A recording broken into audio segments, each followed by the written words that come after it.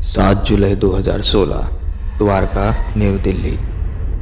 उदय शंकर तिवारी और उनके फैमिली के लिए ये बहुत ही नॉर्मल सी सुबह थी। वह अपनी बहू आर्या कश्यप तिवारी के साथ बैठकर नाश्ता कर रहा था। उनका बेटा गौरव तिवारी रात में लेट से घर आया था, इसलिए अभी भी सो रहा था। गौरव के उठने की आवाज़ आई। गौरव ने अपने फैमिली में किसी को गुड मॉर्निंग नहीं कहा और सीधा बाथरूम के अंदर चला गया। उसके पिता को लगा कि शायद वो नींद में होगा, इसलिए किसी से बात नहीं की। 5 से 10 मिनट बीत गए, फिर तभी बाथरूम के अंदर से जोर की आवाज़ आई। गौरव के पिता और उसकी बीवी भाग के बाथरूम की तरफ गए और जोर से दरवाज़ा पीटने लगे, लेकिन गौरव दरवाज़ा नहीं खोल रहा था। उनके सामने जो नज़ारा था वह उनसे देखा नहीं गया। गौरव ने कर्टन के रॉड से लटक कर खुद को ख़त्म कर दिया था। जी हाँ, सही सुना आपने, एक कर्टन के रॉड से। इम्पॉसिबल सी चीज़ लगती है, लेकिन एग्जैक्टली ऐसा ही हुआ था। इंडिया के सबसे पहले पैरानॉर्मल एक्सपर्ट गौरव तिवारी के साथ पुलिस को बुलाया गया और केस की हर चीज़ की जांच की गई। कुछ दिनों के बाद पुलिस ने रिपोर्ट रखी कि गौरव तिवारी डिप्रेशन में थे और फाइनेंशियली बहुत ज़्यादा डिप्रेस थे, इसलिए उन्होंने खुद को ख़त्म कर दिया। लेकिन गौरव के साथ कुछ खास दोस्त जो उसके साथ काम करते थे, उन्होंने कुछ और ही बताया। उन्होंने कहा कि गौरव कई दिनों से परेशान दिखाई दे रहा था और पूछने पर कह रहा था कि एक खतरनाक साया उसके पीछे पड़ा हुआ है, उसे मारना चाहता है। इनफैक्ट कुछ लोग तो ये भी कह रहे थे कि अपने लास्ट केस के बाद गौरव और भी ज़्यादा परेशान हो गया। पैरानॉर्मल दुनिया को छोड़ने के बारे में भी वो सोच रहा था। लेकिन ऐसा क्या हुआ था गौरव तिवारी के लास्ट केस में कि वो हज़ारों नेगेटिव एनर्जी से भरे जगहों में बिना डरे इन्वेस्टिगेट करने के बाद भी अपने अंदर की नेगेटिव एनर्जी से हार गए वो। इस पूरी कहानी की शुरुआत होती है खुद गौरव तिवारी से। गौरव ने कभी ऐसा प्लान नहीं किया था कि वह पैरानॉर्मल इन्वेस्टिगेटर बनेंगे। इनफैक्ट वो तो इसके बिल्कुल उलट थे। साइंस और लॉजिक में बिलीव करा करते थे। फिजिक्स, एस्ट्रोलॉजी, गौरव को इन सब में ज़्यादा इंटरेस्ट था। वह किसी भी थ्योरी के पीछे एक सबूत ढूंढना चाहते थे। गौरव का टर्निंग पॉइंट तब आया जब वह अपनी स्टडीज़ करने के लिए यूनाइटेड किंगडम गए। उन्होंने देखा कि यहाँ तो ऑर्गेनाइज्ड पैरानॉर्मल रिसर्च ग्रुप्स बने हैं जो भूतों को उसे भूतों जैसा ट्रीट नहीं करते, बल्कि एक ऐसे फेनोमेना के जैसे ट्रीट करते हैं जैसे कोई साइंटिफिक एक्सप्लेनेशन हो। इस चीज़ ने गौरव को पूरी तरह से बदल दिया। पैरानॉर्मल चीज़ों को अब वो ब्लाइंडली यकीन नहीं, बल्कि उनके पीछे की साइंटिफिक रीज़न को एक्सप्लोर कर सकता था। उसने अपने आप को अच्छे से ट्रेन करना शुरू कर दिया। Electromagnetic field, temperature fluctuation, psychology, halogenation, environmental factors, जैसे ह्यूमन ब्रेन को ऐसा लगे कि उसके साथ पैरानॉर्मल घटनाएं हो रही हैं। गौरव तिवारी ने सब कुछ पढ़ लिया, लेकिन जब वह इंडिया वापस आया तो उसने यहाँ की एक बहुत बड़ी प्रॉब्लम देखी। लगभग हर सिटी या गांव में कोई ना कोई भूत की कहानी थी, लेकिन ऐसा कोई ग्रुप नहीं था जो जाकर साइंटिफिकली इन्वेस्टिगेट करे और लोगों का डर दूर करे। तब उन्होंने पहली बार इंडिया पैरानॉर्मल सोसाइटी को जन्म दिया। इस ग्रुप का सिर्फ एक ही काम था, हर एक घटना का एक रैशनल एक्सप्लेनेशन देना, ऑर्डर और फैक्ट को एक दूसरे से अलग करना। गौरव तिवारी इसलिए इतना पॉपुलर नहीं हो रहे थे क्योंकि वह हर जगह बिना डरे चले जाते थे, बल्कि वह अपनी शांत नेचर की वजह से, जहाँ दूसरे लोग हर घटना को भूतिया बातों से जोड़ देते थे, वही गौरव तिवारी शांति से चीज़ों को देख परख के अपना कंक्लूजन देते थे। Wiring fault, carbon monoxide leaks, psychological triggers. पहले वह यह सारी चीज़ों को नोटिस करते थे। फिर वेयर फाइल्स, हॉन्टेड नाइट्स के सीरियल्स में वह एक ट्रस्टेड एक्सपर्ट बन गए थे जो लोगों को बताते हैं यह पैरानॉर्मल नहीं बल्कि एक साइंटिफिक रीज़न है। इसी हॉनेस्टी ने उनको फेमस बना दिया था, लेकिन इसका मतलब यह नहीं था कि गौरव भूतों में बिलीव नहीं करते थे।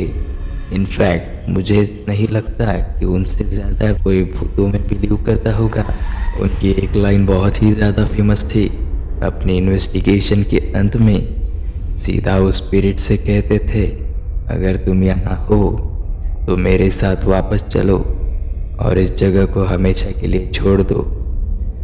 एक बहुत ही अजीबोगरीब केस हुआ था मुंबई के मुकेश मिल में, जिसने उनका और तिवारियों का भी कंफ्यूज कर दिया था। मुकेश मिल्स मुंबई के one of the most haunted place में से एक था। साल 1980 में अचानक वहां पर आग लग गई थी। तब से यह वैसे की वैसे ही पड़ा था। शुरू से यहाँ पर बहुत ही भूतिया कहानियाँ और एक्सीडेंटल डेथ की खबरें भी आती रही। यहाँ बहुत से फिल्म की शूटिंग भी होती रही, लेकिन क्रू वाले सनसेट के बाद यहाँ पर कभी नहीं रुके। गौरव तिवारी मुकेश मिल में अपनी टीम के साथ गए थे। तब उन्होंने भूत बिल्कुल भी एक्सपेक्ट नहीं किया था, बस वहाँ की वजह खोजना चाहते थे।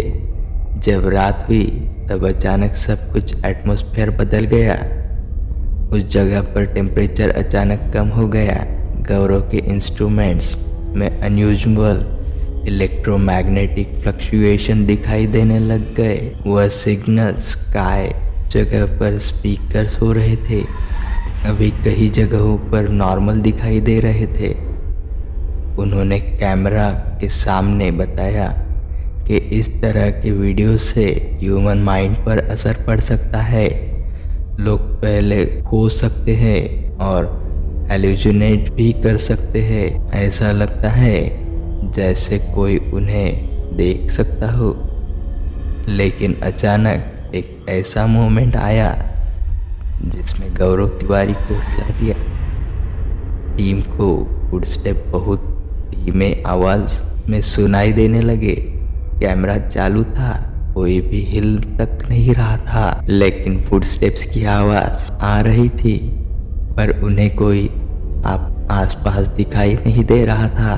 कुछ देर बाद ग्रुप के लोग अचानक से अजीब से फील करने लग गए थे, जैसे उन्हें बेहोशी आ रही हो। उन लोगों ने कहा जैसे कोई उनके कान में उनका नाम पुकार रहा हो।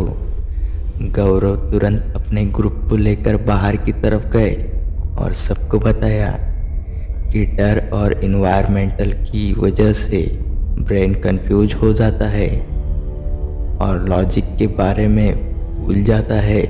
इन्वेस्टिगेशन के बाद गौरव पक्के तौर पर कभी नहीं बता पाए कि मुकेश मिल में आखिर भूत रहते हैं या फिर क्या। अंत में उसने ये कहा कि यहाँ पर हर चीज़ पैरानॉर्मल नहीं है, लेकिन हर चीज़ नॉर्मल भी नहीं है। अब ये स्टेटमेंट खुद गौरव तिवारी के मुंह से सुनना व्यूअर्स के लिए काफ़ी शॉकिंग होता था, क्योंकि उन्हें पूरा यकीन हो गया था कि अगर गौरव तिवारी बोल रहे हैं तो यह सच ही होगा। लेकिन गौरव की एक बात थी जो कि बहुत सारे लोगों को नहीं पता होगा। देखो, Gaurav Tiwari scientific point of view से इतना ज़्यादा देखा करते थे कि उन्हें रिलीजियस बिलीव में यकीन करना ही छोड़ दिया था। जब इंडिया में किसी भी बच्चों को डर लगता है तो उसके माता पिता उसे हनुमान चालीसा पढ़ने को कहते हैं। मुझे यकीन है कि आप भी हनुमान चालीसा पढ़कर अच्छा फील करते हो, लेकिन गौरव तिवारी इस तरह के डिफेंस मैकेनिज्म में यकीन नहीं रखा करते थे और शायद इसी वजह से उनके साथ इतनी घटना हो गई। जैसे कि मैंने आपको बताया था, गौरव ऑलमोस्ट अपने हर केस को ख़त्म करने से पहले कहा करते थे, अगर तुम यहाँ पर हो तो मेरे साथ वापस चलो और इस जगह को हमेशा के लिए छोड़ दो। यही सेंटेंस उसने अपने लास्ट केस में भी कहा था। तो साल था 2016। दिल्ली के जनकपुर एरिया से गौरव को अचानक एक कॉल आता है कि वहाँ पर एक लड़की है जिसे किसी भूत ने पोजेस कर लिया है। यह वह टाइम था जब गौरव अपने आसपास के सायों को लगातार देख रहा था और उसके अंदर नेगेटिव एनर्जी भरी हुई थी। शुरुआत में सिर्फ उसकी टीम वहाँ पर जाकर इन्वेस्टिगेट करने वाले थे, लेकिन फिर गौरव ने सोचा कि उसे भी वहाँ जाकर उस लड़की की मदद करनी चाहिए। ना चाहते हुए भी वहाँ पर अपनी टीम के साथ वहाँ पर जाने के लिए कार में बैठ गया। नॉर्मली गौरव हर केस को लेकर एक्साइटेड रहता था, लेकिन पिछले कुछ केसेस से वह शांत रहने लग गया था। यह चीज़ उसकी टीम वालों ने भी नोटिस की और गौरव से पूछा, लेकिन वह हर बार बिना किसी बात को बताए बात को टाल देता था। इस बार भी पूछने पर उसने बात को टाल दिया। वह लोग फाइनली रोशनी की उस घर के पास पहुंच गए। बाहर से ही पता चला उन्हें कौन सी जगह पर जाना है, क्योंकि एक अपार्टमेंट से बहुत ज़्यादा तेज़ी से किसी की चीखने की आवाज़ आ रही थी। गौरव और उसकी टीम ऊपर अपार्टमेंट के दरवाजे के पास पहुंचे। पूरी रास्ते उन्हें चीखने की आवाज़ आ रही थी, लेकिन जब गौरव फाइनली दरवाजे के सामने आया तो अचानक उस लड़की ने चिल्लाना बंद कर दिया और गौरव को एक तक देखने लग गई। कुछ सेकंड बाद वो उठी और अचानक से स्माइल करते हुए दूसरे कमरे में चली गई। किसी को समझ में नहीं आया कि यहाँ क्या हो रहा है। गौरव को भी समझ में नहीं आया। फिर उस लड़की के पिता गौरव के पास आए और उससे मदद की भीख मांगने लग गए। उन्हें पूरा यकीन था कि अब जो कुछ भी है अब वह सिर्फ गौरव ही कर सकता है। उन्होंने बताया कि उनकी बेटी कुछ दिन पहले तक ठीक थी, लेकिन फिर अचानक उसका बिहेवियर चेंज हो गया।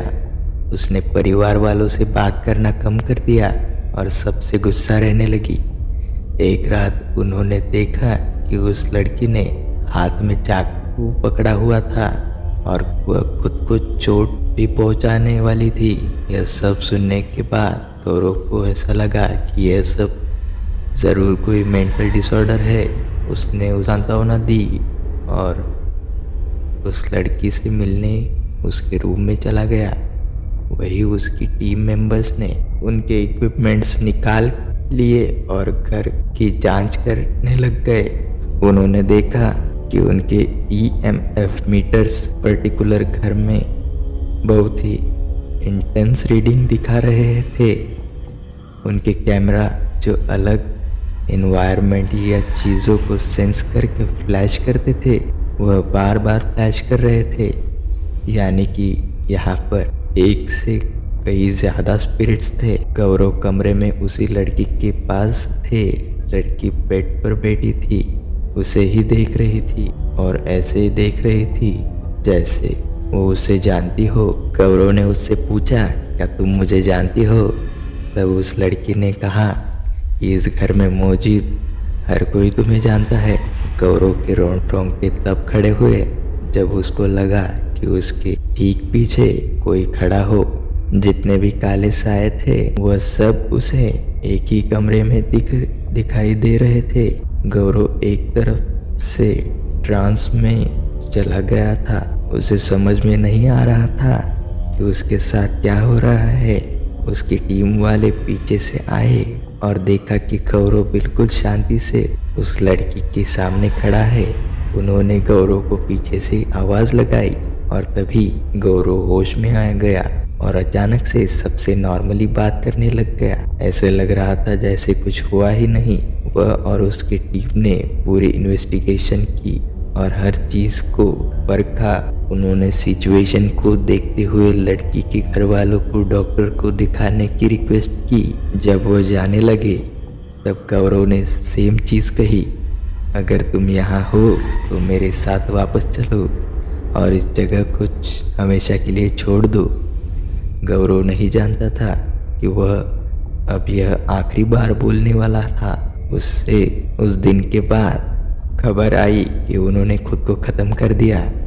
ये मोमेंट इंडियन पैरानॉर्मल सोसाइटी के लिए बहुत ही शॉकिंग था। जिस आदमी को वह अपना लीडर माना करते थे, उसके साथ कुछ ऐसा हो गया। कई लोगों ने कहा कि अगर गौरव भगवान में विश्वास करते तो वह नेगेटिव एनर्जी कभी भी उनको टच नहीं कर पाती। आज भी इंडिया में बहुत से पैरानॉर्मल इन्वेस्टिगेटर्स मौजूद है, लेकिन गौरव तिवारी जितना फेमस आज तक कोई नहीं हुआ। अब दोस्तों, आपको क्या लगता है, गौरव की मौत कोई पैरानॉर्मल इंसिडेंट थी या फिर कुछ और?